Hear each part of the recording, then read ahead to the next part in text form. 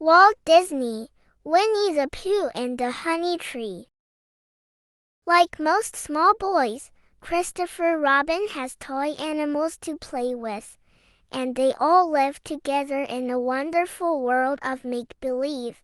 But his best friend is a bear called Winnie the Pooh, or Pooh for short.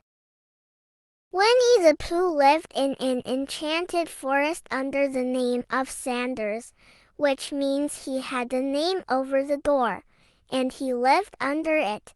Now when Pooh heard his cuckoo clock, he knew it was time for something, but he was a bear of very little brain, so when he thought in the most thoughtful way he could think. Think, think, think. Oh yes, time for my stoutness exercise.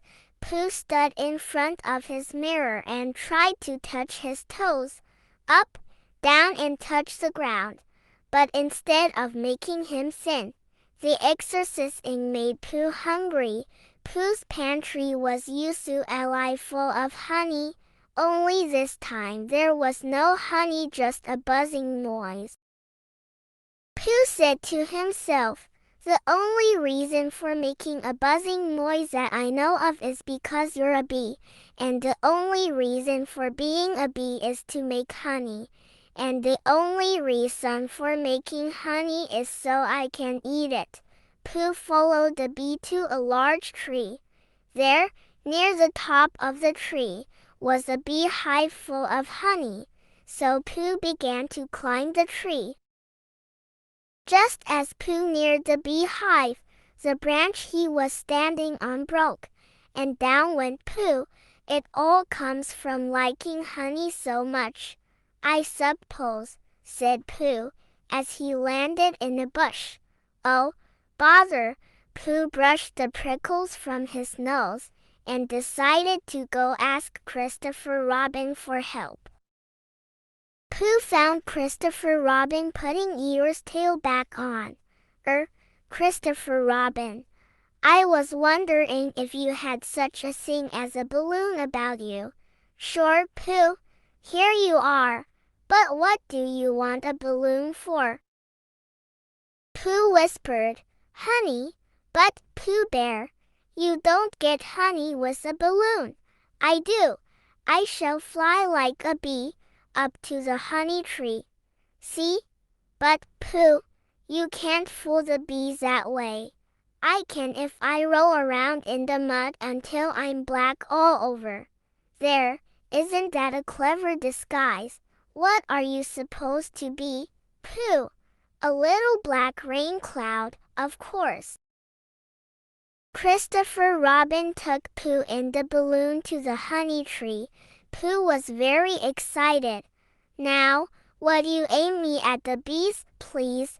Christopher let go of Pooh, and the bear floated right up to the beehive, but the bees weren't happy to see him. Dangling by the balloon string, Winnie the Pooh called down, "Christopher Robin, I think the bees suspect something. I think it would help with the deception if you would open your umbrella and say, 'Tut, tut, it looks like rain.'" So Christopher Robin paced back and forth with an umbrella over his head saying, "Tut, tut, it looks like rain," and Pooh even tried singing a cloud song. But the bees weren't fooled by any of this, and they burst Pooh Bear's balloon. Pooh fell from the sky. "I'll catch you, Pooh," shouted Christopher Robin. And he did. Oof. Rabbit's house. When Pooh put his mind to honey, he stuck with it. He went to Rabbit's house and invited himself to lunch. Rabbit knew that Pooh was very hungry, but he still said politely, "Would you like some honey, Pooh?" And of course Pooh did. He ate and ate and ate and ate, until he had eaten every last drop of Rabbit's honey. Pooh thanked Rabbit and turned to leave, but Pooh's tummy full of honey only got halfway out of Rabbit's small, round front door. Oh, help and bother! I'm stuck. Owl stopped by to see the strange sight. Well, if it isn't Pooh Bear. Yes, yes, yes. It seems the entrance to Rabbit's domicile is impassable, to be exact. Plug! At the thought of having Pooh stuck in his front door, Rabbit panicked. Oh dear, there's only one thing to do. I'll get Christopher Robin. So Rabbit told Christopher Robin, and Christopher Robin hurried off to get all Pooh's friends. Owl tried to cheer Winnie the Pooh up. You, sir, are stuck, a wedged bear in a great tightness. In a word, irremovable. Ha ha ha. But he didn't make Pooh feel very cheerful. When Christopher Robin saw poor Pooh, he shook his head. Silly old bear. Here, give me your arm, and I'll pull you out. Oof, shouted Pooh. It's no use, I'm stuck. Pooh Bear, there's only one thing we can do, wait for you to get thin again. Pooh didn't like the idea of getting thin. How long will that take? Gloomy old Eeyore replied. Days, weeks, months, who knows? Oh, bother, said Pooh. So there was Winnie the Pooh, stuck until he could get thin. All Pooh's friends sat down to wait. Conga brought some food and they all had a pick-and-icy lunch. All except Pooh. That is, no food for him until he came unstuck. When night came, Conga brought a warm shawl to keep Pooh from getting cold. Roo went to sleep, and so did the Pooh Bear while Conga sang a lullaby. Day after day, night after night, all of Pooh's friends did what they could to help. And then, one morning when Rabbit was beginning to think that he might never be able to use his front door again, it happened. He budged. Hooray! Christopher Crabbin. Crows Topher Rabin. He bitched, he badged, he booged. Today is a day. Everyone in the 100-acre wood came running to help free Pooh Bear.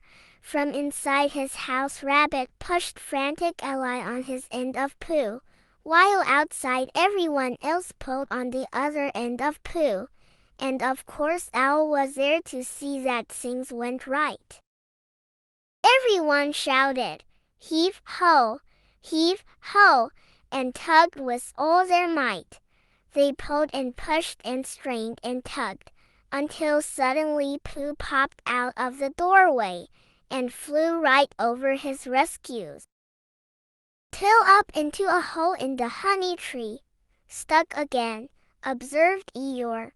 Well, at least it's not in my front door, sighed Rabbit happily. Christopher Robin called, Don't worry, Pooh, we'll get you out. But Pooh was quite content to remain stuck. No hurry, take your time, for, you see, Pooh had landed right in the bee's hive, which was full of delicious honey. Yum yum, I like being stuck here. Christopher Robin shook his head and grinned. Silly old bear. The end. Thank you for watching. Don't forget to subscribe, like and share our video with family and friends.